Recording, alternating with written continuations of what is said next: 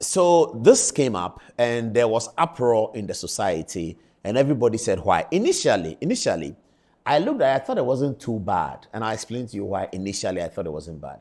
I thought it wasn't bad because whenever you're making laws and the laws are being made for a certain category of people, to the extent that those category of people are not going to be there forever, so that the benefits of the law is not benefits that will be taken in persona.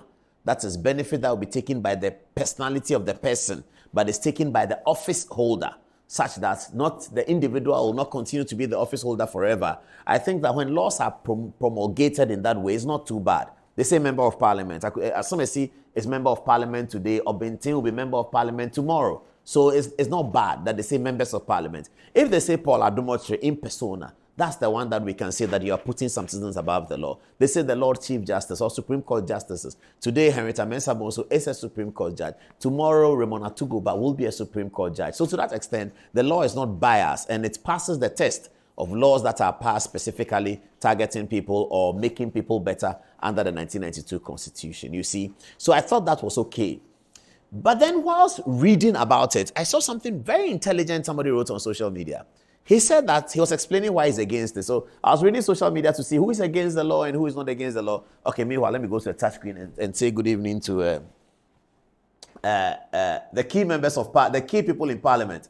The Speaker, the head of Parliament, Alban Sumano Kingsford Bagbin, who is actually already has that benefit. So I'm not sure that he was part of it. He already has that Speaker of Parliament. And this evening, he's told media that he has not even seen the legislative instrument that was being prepared. Ato Forson is the minority leader and Alexander Afenyo-Markin is the majority leader. These are the most important people in Parliament. So back to what I read on social media. So I read this guy who said something very, very intelligent. Man, Ghanaians are smart, Charlie. The guy said that, listen, he's against the law because parliamentarians are elected to solve problems. If traffic is a problem, they should be solving it. Why are they taking themselves out of the problem? That's what changed my mind, because I was going to come here to say that, viewers, please, let's listen to this again. These are not privileges that are being given to people in person. It's privileges that is going to the office holder. And an individual will not be an office holder in that regard forever. So I think that to promote their work, for whatever reason, let us understand these things. They are part of it's not a cost, but they are part of the burdens of democracy. They are part of the burdens of democracy because you've already given parliamentarians salary, you've given them cars. So if you add that they can drive faster to get to the places where they are going to, I think it is okay, because that individual who is member of parliament today for Dodo may not be member of parliament tomorrow, and another person member of parliament. So it's going to the office. Our respect for the parliamentary seats as the nominal parliamentary seats, the nominal constituency leaders, which is the chair. It's not a human being, it's the chair. That chair is occupied by a human being every 4 years. So I thought that was okay. But when I read this one, that they are truly elected to solve a problem. How do they confront a problem like traffic and then they extricate themselves from it and say the rest of you should go through it? That's where my mind changed. So this is what I think. The bill that goes to Parliament should have been more comprehensive than just excluding MPs from doing this and that. I think the bill that goes to Parliament should have included a certain solution to the traffic problem in Ghana. So within that broad context of solving the traffic problem in Ghana, you can isolate MPs and give them some privilege. But the general public would have seen that the MPs are beginning to sit down to think about the traffic problem. And we've been advocating this for a long time. It happens in some countries, particularly in the Asian countries. Why can't we have one-ways, roads that are one-ways in the morning and one-ways in the evening, and are dual between 10 o'clock and 4 o'clock? So for those of you who live in Accra, if you live on Sprintex Road, for instance, I know many people do, or you live in Pantine or Doyumu, for instance, that's the Medina Legon Road into Accra. Sprintex is the Sprintex Road into Accra. Why don't we say that from 6 a.m. to 9 a.m., that's a one-way? I know it's complicated, but if the parliament sits down with the MTTU, they can achieve it. As we say, it is possible. It is very possible. From Pantine, coming all the way into the Central Business District, 6 o'clock to 9 o'clock, it's a one-way.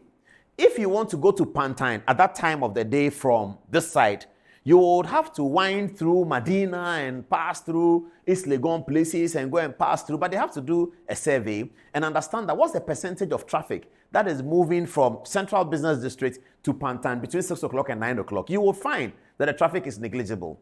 What's the percentage of traffic moving from this way to that way? You will find that is 96%. So why do we have an empty road? We have used money to build a road. It's there, it's empty. One car is passing on it every 15 minutes. Then you have the other side. We have also used money to build it. You have 1,000 cars on it in the same period. Why can't we have a situation where it is declared one way at this time? So at 10 o'clock, the police are there. They know how to do their work. They are very experienced. They are very, very competent. At 10 o'clock, the police do the roundabout. It's back onto dual. From 4 o'clock, they begin to indicate that it's going to be blocked. It's now one way going to the other side.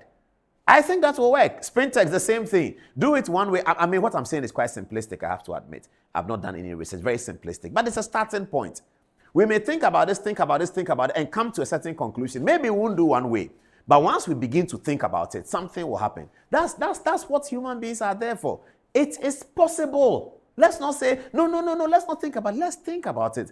So my problem with the honorables tonight is that when you were bringing the bill, you should have told Ghanaians that this is not just a bill for parliamentarians. This is a bill that is going to consider how to resolve the traffic problem. Those who live in Kumasi, the area from KNUST, coming all the way to the Central Business District. One side is full in the morning, the other side is full in the evening. Why don't you make it one way in here, one way out, 6 a.m. to 9:30, one way, 4 p.m. to 7 p.m., one way. After that, it opens up again.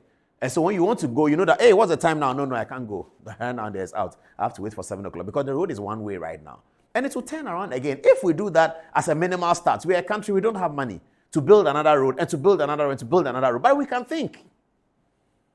Money we don't have, but brain we have. We can think. Brain we don't buy. God has given it to us. And we have developed it through free SHS. We have developed our brain. So we can think. So that's my 2 persuasions on this matter. So initially I was going to say, well, why not? But now, my solution and Good Evening Ghana's solution is that let the MPs bring the bill back. But let the bill contain aspects that is going to show us how the MPs are dealing with the humongous traffic problem that every modern city faces. And Accra and Kumasi and Takoradi and Tamale are not exceptions at this time. All of them are facing that situation. So let the MPs think. So, Mr. Speaker, can you get your people? Yeah, like you put a speaker in the middle. That's better. Mr. Speaker, can you get your people to start looking at it? Alexander Fenyo Market, you are the leader of the House. Please put something together and let's see whether this will work. Okay, all righty. Let's move on.